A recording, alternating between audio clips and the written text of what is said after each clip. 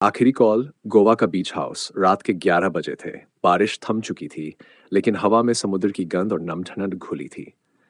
राघव अपने दोस्तों के साथ गोवा ट्रिप पर आया था। सब होटल लौट गए थे, पर राघव अकेला बीच की तरफ निकल पड़ा। उसे फोटोग्राफी का शौक था और तूफान के बाद का आसमान उसे खींच लाया था। वह पुराने बीच हाउस के सामने पहुंचा। टूटी हुई खिड़कियां, दरवाजे पर जंग लगा ताला आधा तक खुला हुआ। शायद किसी का छोड़ा हुआ घर है, उसने सोचा और अंदर चला गया। अंदर अंधेरा था, बस उसकी टॉर्च की रोशनी दीवारों पर फिसल रही थी।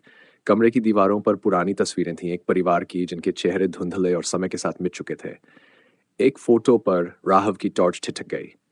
उसमें समुद्र किनारे खड़ा एक आदमी दिख रहा था। चेहरा राघव से हूबहू मिलता जुलता। क्या बकवास है ये, वह बुदबुदाया। तभी उसका फोन बजा। Unknown number. हेलो। दूसरी तरफ से भारी सांसों की आवाज आई, फिर एक टूटी फूटी आवाज, अब घर से बाहर मत निकलना। कॉल कट गई। राघव का दिल तेज धड़कने लगा। उसने खिड़की से बाहर झांका। बीच पर कोई खड़ा था, सफेद कपड़ों में, पानी की ओर मुंह किए। उसने कैमरा जूम किया। वो चेहरा वही था जो तस्वीर में था, और वो उसे ही देख रहा था। राघव पीछे हटते हुए दरवाजे की तरफ भागा, लेकिन दरवाजा बंद था। खिड़की पर बारिश की बूंदें जैसे किसी पैटर्न में गिर रही थीं। डोंट रन लिखता हुआ शब्द उभर आया। वह पीछे मुड़ा। कमरा बदल चुका था। दीवारों पर तस्वीरें अब ताजा लग रही थीं। लोगों के चेहरे साफ दिख रहे थे। एक तस्वीर में वही आदमी, वही घर, और उसके बगल में राघव की फोटो।